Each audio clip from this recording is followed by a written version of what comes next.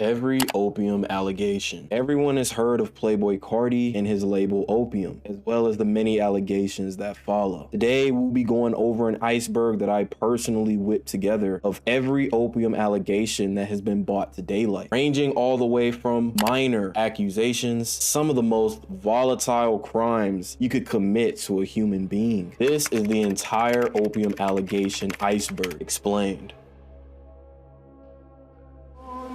Layer 1.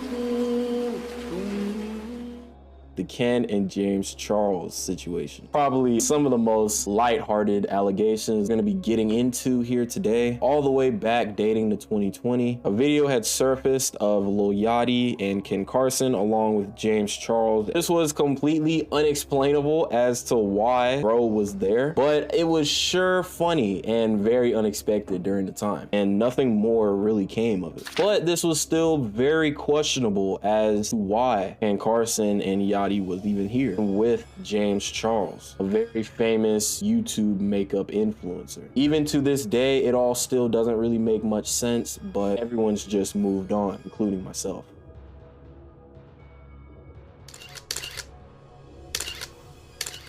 And next we have the allegations with Ken Carson and Osama son. One had a little bit more of an impact because, not only did it bring Ken out of his infamous hiding that every Opium member tries to do, competing rapper Osama son was really still on the come up. And now in retrospect, this situation brought a lot of eyes to Osama son's music, just the agenda he was pushing overall. It all started with a tweet by another underground rapper by the name of Wildcard Uno, stating that Ken Carson had boycotted Osama, claiming that Ken was reaching out to producers, telling them not to send beats, really just completely boycotting him from the industry. But then Ken Carson himself had to respond to these allegations, stating, "Clout more valuable than money to you. Find better shit to post. Know them niggas. Stop chasing narratives." Ultimately, this is where it all concluded, but still leaving Osama with more to gain than what he lost. Being that Wildcard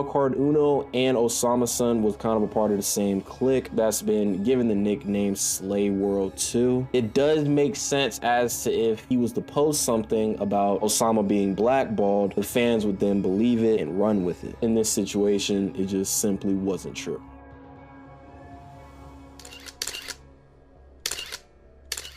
Finally, with one of the most damning allegations that was tied to Ken Carson's name, now ex-girlfriend Mia Owens. Fans had speculated it had been underage during the time of their relationship. An anonymous user stated, "So, Ken had his birthday today, right? And he posted a story of his girl and him in front of a mirror. I thought it looked interesting and assumed it was his girl, so I looked up her IG and went through her highlights, which showed a story from 27 weeks ago, where she shows off some flowers with a small card signed off by X, which is very likely Ken since he refers to himself as Teen X, X-Man, etc. Now I did a quick Google search on this girl and it seems to be that she used to be a TikToker, but her account got deleted / banned or whatever. I came across her profile on famousbirthdays.com and her page profile says that she's currently 18 and her birthday is on December 14th, 2003. Now that's when things get interesting. Considering Ken sent her that bouquet of flowers 27 weeks ago, September 2021, and her being born December 2003, she was 17 years old at the time. Ken is currently 22, proven by his arrest last year, so you're telling me he was dating her last year, already when he was 21 and she was 17. This took social media by storm when it first was released, and this is the point in time where the tables really turned on Mr. Kenyatta, with multiple Reddit pages absolutely tearing down his name, other social media outlets instantly assuming sides. This is what potentially could have ended his career. But like many Opium allegations, as you'll come to see, this was overlooked, brushed to the side, although no one never really forgot. Until, as of recently, his ex came to Twitter to clear up his allegations. A user going by Mia N. Owens states, "Ken and I started talking in March March 2022. I was fully 18. I was never groomed. Y'all really crazy with these narratives. And when I tell you this was one of the best things to hear as an underground listener at the time, it was damn near better than hearing your name get called for the pickup basketball game. From this point forward, this is what ultimately set Ken aside from the other Opium members and led to him getting an unimaginable amount of praise after the fact. Later to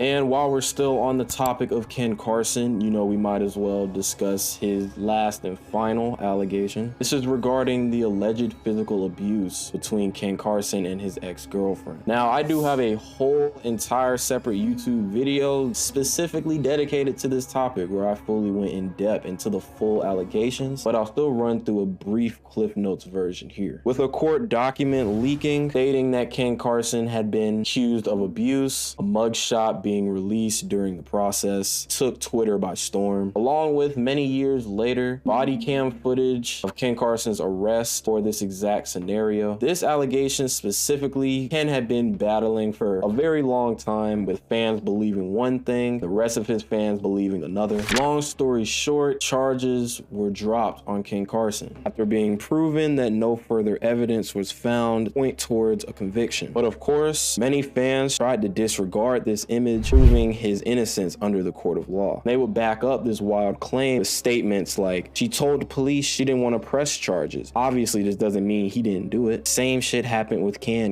That doesn't completely make sense in the grand scheme of things. When a partner's been abusive towards you, it's ultimately not up to you to decide whether or not charges are placed. Once either party calls the police to report a domestic abuse, police comes to the site of the incident, and police can always make an arrest where they believe that there is probable cause that a crime had been committed. Some states leave that decision arrest up to the discretion of the officer, where other states require a mandatory arrest if there's been probable cause to believe there was an injury or a violation of an order or protection. Once either party has been detained for said violence, they're held for a given amount of time depending on state law or released on bail. Over time, the district attorney will gather evidence and decide what charges to file, if any. The district attorney is the final decision maker as to whether charges will be filed. Plenty of evidence that can be collected, this ranging all the way from witness statements, 911 calls, medical visits, as well as pictures or video from the crime scene. The district attorney's decision about whether or not to press charges is based in fact on the quality of the evidence collected, so it's not completely always up to the victim. If there had been enough evidence to prosecute Ken Carson, I think it's safe to say that it would have happened. Given that he was not convicted, it's safe to assume that it's always innocent until proven guilty.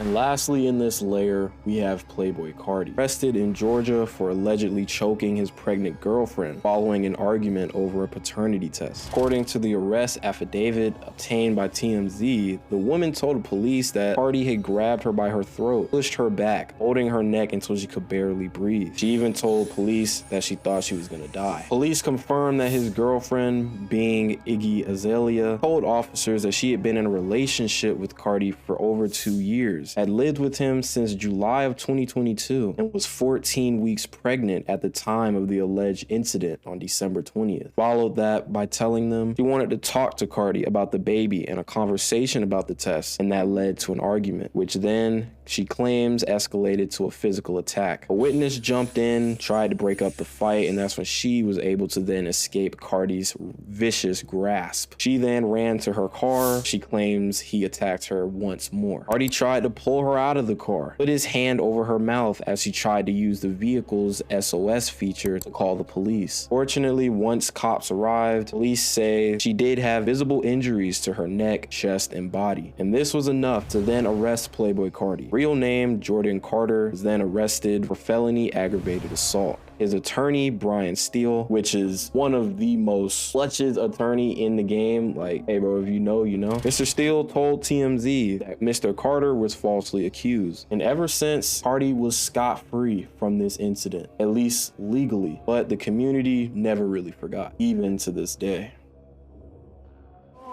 later 3. One of the more recent and more shocking allegations to come up, homicide gang RICO case, involving about 20 gang members were associated with homicide. On Friday, April 8th, 2024, DeKalb County Police were contacted by the Cedar Park Police in Texas regarding 4 unidentified armed robbery suspects that might have connections in DeKalb County. DeKalb County PD was then identified of those suspects and found them at a home in Lithonia. DeKalb County, along with several other law enforcement agencies, executed a search and arrest warrant at the home. Police were able to take 20 suspects into custody, including the 4 wanted out of Cedar Park for a murder of 27-year-old Nicholas Grierson at a gas station just hours before the arrest. All suspects' age ranged from anywhere from about 17 all the way to 25, with one almost hitting UNC status, being 31 years old. During the search, authorities were able to find 20 guns, 8 of which were classified as machine guns, with 6 illegal mechanical switches, 60 pounds of mushrooms, 70 grams of mushroom gummies, 212 grams of marijuana gummies, 3 pounds of marijuana, 2 bottles of promethazine, 8 Xanax pills, and 1 oxycodone pill. Love how they just had to throw that one perk in there, you know, hey, even if that's an extra 2 months, nigga, we just had to throw that in there. Can't leave no stone unturned. All 20 suspects were arrested on violation of the Georgia Controlled Substance Act, Firearms, and Gangs Act charges, all 20 being booked into DeKalb County Jail. Furthermore, with Joshua Thomas, Marion Pitts, Jerry Johnson, Fradovic Goodwin being charged with armed robbery and felony murder for the April 4th murder of Nicholas Grierson. Later 4.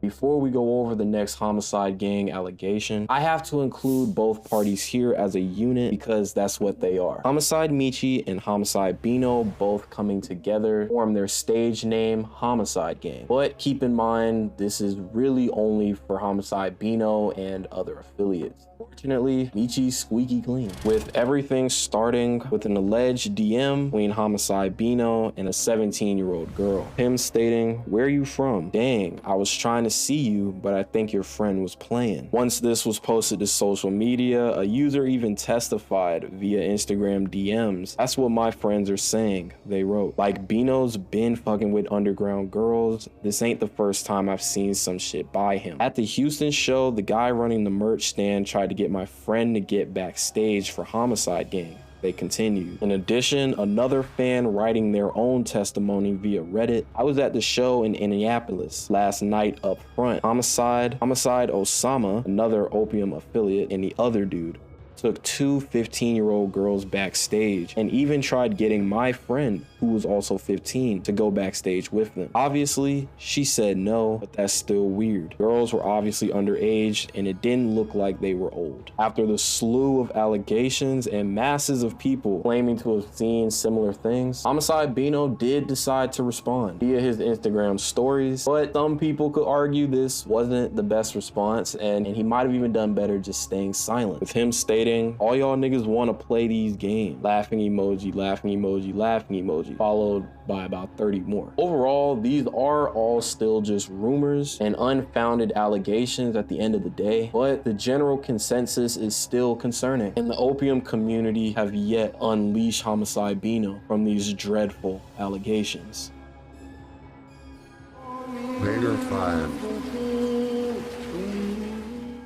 With a more recent incident involving Destroy Lonely, which tied him to multiple just bad allegations. Look, this nigga's been down bad for a really long time, but you know, I've been saying it, niggas are finally getting tapped in. It had already been known that there was a simple battery for a family domestic violence case. It was opened on Destroy Lonely with an expected jury hearing of June 18th, 2024. But with only these images surfacing, there really wasn't anything else for the community to go based on until Opium fan Deezies then later found out that the case had closed. And obviously, once a case is open, you're really not supposed to speak on the situation due to it being an ongoing investigation. So it's always best to never speak publicly. But with these damning tweets surfacing after we figured out the case had closed, all started to make a little more sense. And it's the only only reason I can assume that we're getting the spur of tweets that's just completely putting Lone on blast. From a series of tweets from Destroy Lonely's ex with the user Aisha Mia, he accused Lonely of, I quote, cracking my head open in Germany after pushing me into a bed frame. He also accused Lone of slamming her on the floor in front of security guards, slapping her in the face in an Uber, and verbal abuse, where she also mentioned Don Toliver and Pink Panthers. And I'm sure throughout all this, they're just not one to catch these strays. Now, Bobby, why are you in Paris following my best friend in the club to the bathroom with your security? Talk about me. I always feel like when I say don't talk about me, I mean it always respectfully. And from this point, it was just an open floodgate of horrendous tweets, all pointing at Lone. Cracked my head open in Germany after pushing me into a bed frame and threw all my stuff in the hallway, all because I was tired and didn't want to get up at that exact second to roll a blunt. Crybaby ass nigga. Mad over Lucky, you verbally abused me for an entire 21-hour flight to Germany. When I finally snapped and hit you, you choked me, and then you called my mom to play victim. I'm so over this. LMAO. Niggas spend 2 years trying to make me the bad guy, and I've been quiet. Last time I tweet, he say I do it for clout, but baby boy, you knew who I was before. I never knew you. In our whole relationship, you've been trying to break me apart for having a life before I started dating you. Then want to hang with people I've been around and talking shit about me. You weird. How you create a whole fake world with me and act like you have autism and you were so abused growing up and nobody understands you, just to keep me away from all the weird stuff you really want be on and live two different lives. We were out once with at least 10 people. We argue. I want to sit in the car till the race over. You take one of my phones to try and stop me. I order an Uber to go. You hop in my Uber and slapped me in my face 4 times. And then same night, you go cry on a song with Pink Panthers about it. You try to install this dark, nobody can know what we do life and act like if I post myself anywhere, you'll lose aura points. Cried over every pic I ever posted. Called me a whore hoe user anytime I posted anything you ain't want me to post. Now you exactly where you want to be. I promise you, it doesn't get easier from here. Never called cops on Bobby. Arrested the day we fought. We fought for hours in an apartment downstairs, and he started shouting that he didn't know me and I'm a hoe. Already dating for a year plus. Then slammed me onto the floor in front of security guards, 2 grown men, who then called the cops on him. Just weird. I couldn't even listen to Don Toliver. Anytime I tried, he either would make fun of me or him, calling him gay. Then the second we stopped talking for a month, you go record music with him and send it to me verbatim. Now I see why you like him so much. Every fight has come from me either saying no or wanting to leave his physical presence, or me having my own mouth and thoughts. Then playing manipulation games and trying to blame me. I don't wake up and beat on anyone. In Tokyo, he wanted me to go to one of our friends' events. We had just argued, so I wanted to chill instead. We verbally fight. I leave hotel. You follow me for the entire 20-minute walk. I give up and walk back to the hotel. You snap and choke and drag me 3 times by my neck at the Edition. Called me your wife, ring and all you got is me and music. Act like you in it for other reasons. Talk stuff about everyone around you, then turn around and smile in their face and talk about me. You have no loyalty to anyone. You knew this was coming, that's why you hid from me since. Not letting anyone taint my character when I'm really just chilling and unbothered and never speak on nothing. On his birthday last, I wore a white dress for him. He loved it. Then the second we got around Carti, he go telling me I'm embarrassing him. I wore that dress so Carti could see then called me a whore about it for months. Nigga, you are embarrassing. What? Broke up with him because the second to last time we were together, he had a knife in his hands in front of everyone we knew and said word for word, I'ma kill this. And we were apart for 3 months after. This all came from him finding texts in my phone with a friend saying I might break up with him when we get back to LA because I ain't feeling his energy anymore. We tried to fix that, but he kept playing victim. You hid in LA and Miami and didn't want to come home and tried to tell everyone you single. Mind you, I'm really just at home ignoring you, blowing up my phone day and night. Then flew to New York about a week and some change ago to try to get me back. Like, you can die where you at for real. Woo. All these tweets, no one can confirm whether or not they're true or false, but still adding up due to the prior arrest in Fulton County. Ever since the case being closed, no further charges had been filed at the time of this recording. This just being one of the most mind-blowing left turns of the entire year. Later 6. We had to save most damning and crucial. And this is the fact that this nigga Carti is never dropping 2024 music. But this isn't just complete hearsay, and it does have some slight backing behind it. Just happening less than an hour ago of this recording. If y'all haven't seen it already, y'all need to tap in with the Instagram. This is where everything gets posted before it hits the main channel. If you need promo, I can do that too. We see that DJ Swamp Izzo, one of the lead producers and DJs of Carti's album 2024 Music, has now unfollowed Carti on Instagram. Some would say this isn't a big deal, while others would argue this could potentially be the end of 2024 Music, with even speculations going around that album's completely scrapped. Now, I'm not saying all that, but best believe we're not gonna be getting that album no time soon. And that, if anything, will be most detrimental. Later 7.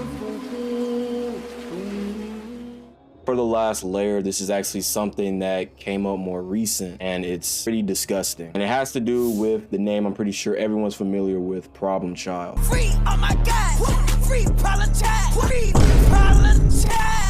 For anyone who don't know who this is, he's a member of Homicide Gang, which is obviously closely related to Carti. Sure, everyone's heard this name being sung time and time again across popular tracks by Carti, along with the names Demon Child, H5, R5, etc. Although Problem Child is definitely the most demonic out of everyone on this iceberg. For the longest time, he's been locked behind bars, and everyone would scream the infamous lyrics, "Free Problem Child," when in reality, no one really knew what he was arrested for until, as of recent, charges has been released. And everything I say here I would take with a grain of salt. This is via Discord, and we all know how alleged Discord can get. So the user Frankie states, Homicide Gang affiliate Mikhail Gunn, aka Problem Child, apparently kidnapped and shot a baby in the face before his incarceration, as well as killing 5 people. More charges are expected to be brought against him, and individuals are also expected to be charged. There's even rumors that Mr. Gunn is a contract killer, and all 5 shootings that's tied to him were not gang related, and this is due to the drastic age gap in victims. There's almost no doubt that Mr. Gunn performed these killings because cell towers have connected him, and so have ballistics. Same rounds used to kill all 5 were found in his truck. Any of this is true, this is truly disturbing and sickening to hear. It's even more disturbing that Carti would then scream his name even with all the charges that stacked up against him. This is by